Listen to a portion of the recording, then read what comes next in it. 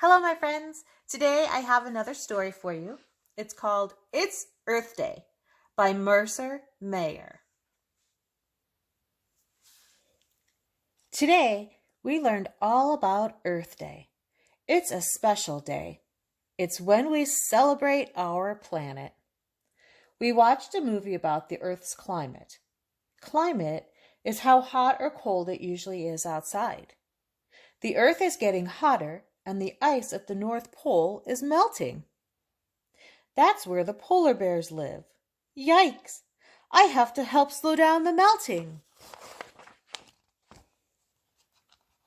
Dad, I asked, what can we do to stop the ice from melting? Let's find out, he said. It turns out that the energy we use doing everyday things like driving cars and watching TV is making the Earth warmer. We have to save energy, I said. I turned off the computer and all the lights as fast as I can to save energy. Be careful, Dad, I said. The next morning, when little sister was brushing her teeth, I turned the faucet off. Saving water helps the polar bears, I said. I didn't want to take the school bus the next morning, but Mom said the bus saves energy because all the moms and dads don't have to drive their cars. Good thinking, Mom. After school, my friends and I collected cans and bottles and newspapers and then took them to the recycling center.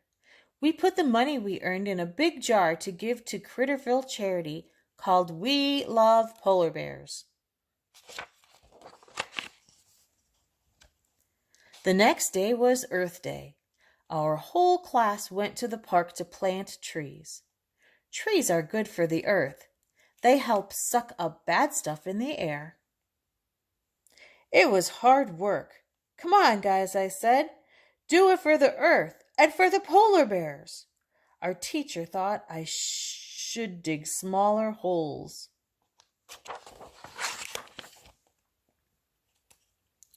We made signs that said, reduce, reuse, recycle. Then we put the signs up everywhere to remind everyone how they can help too. That night, I couldn't sleep. I went to the kitchen for a snack. Then I saw a little sign that said, climate control. That's it, I yelled. I know how to save the polar bears. I have to change the climate. The next morning, I got to work. I made a list, just like Mom would do. Next, I drew up the plans, just like Dad.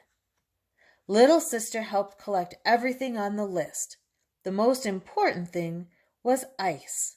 We needed lots of ice. I put all the parts together. What is it, Mom asked. It's a climate control machine, I answered. It will cool down the earth and save the polar bears. How does it work? Asked Mom. Well, I said, the fan blows air over the ice and makes the Earth's air cooler and keeps the ice at the North Pole from melting. And that will save the polar bears. I put a thermometer on top.